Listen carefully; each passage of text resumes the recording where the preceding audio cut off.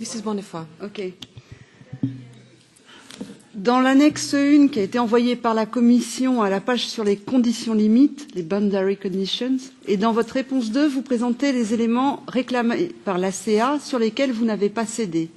Mais n'est-il pas vrai que l'ACA vous a demandé d'augmenter la vitesse urbaine d'un palier de 15-30 km/h à 15-40 km/h? Première question. Il y a d'autres points sur lesquels vous avez cédé à l'ACA. Les démarrages à froid ne sont toujours pas inclus. L'abandon des tests à haute vitesse, y compris pour les voitures de sport. Les émissions après un arrêt prolongé, plus de 3 minutes, ne sont pas comptabilisées pendant les 3 minutes suivantes après un redémarrage. Réduction du temps prévu en zone urbaine ou sur autoroute, comparaison du temps en zone rurale.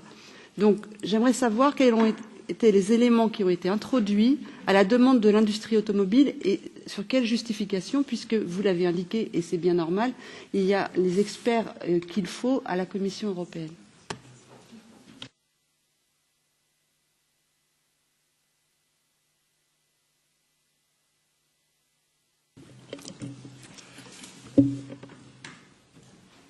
Si c'est nécessaire, on peut compléter les informations qui se trouvent à cette annexe 1 et reprendre sur toute une série de sujets exactement comment est-ce que la position a été arrêtée par les services de la Commission et ensuite comment est-ce que le vote a pu se matérialiser au sein du TCMV.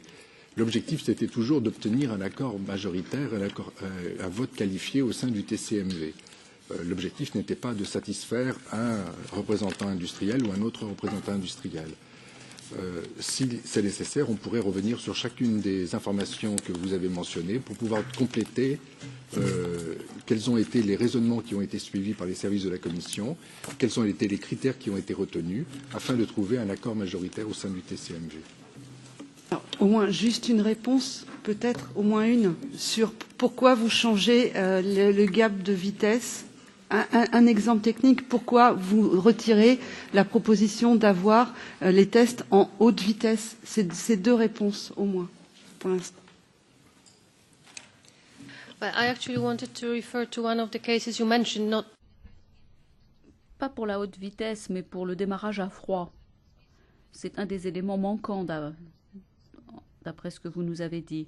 Pour bien comprendre le processus, nous avons l'intention d'inclure le démarrage à froid dans le paquet, ça fait partie de la nouvelle législation, et ça n'a pas été possible dès le premier paquet à cause de l'élaboration des méthodes en regardant ce qui se passait dans la phase de démarrage à froid par rapport au reste du voyage. Nous n'avions pas la possibilité de le faire dans les délais prévus. Donc, il y a une législation qui fera partie du troisième paquet. C'est en cours d'examen maintenant. Et pour les autres éléments, nous vous enverrons toutes les informations par écrit. Monsieur Turmes, c'est moi qui gère le temps de parole. Parfois, certains renoncent à leur temps de parole, donc je vous donne la possibilité d'intervenir pour 1 minute. Alors, j'aimerais savoir, les propositions, c'était le PEMS. Pourquoi est-ce que 3 années ont été perdues à cause de l'obstructionnisme de l'industrie automobile? Pourquoi est-ce que vous avez accepté cette obstruction? Et pourquoi est-ce que vous avez accepté les dispositifs d'invalidation présentés comme de bons dispositifs par l'industrie? On trouve dans le rapport du CCR de 2012-2013. Le détail des travaux qui ont été suivis en 2011-2012 et pour la première partie 2013, le détail se trouve dans le rapport de 2013. Les différents travaux techniques se trouvent justifiés et se trouvent détaillés.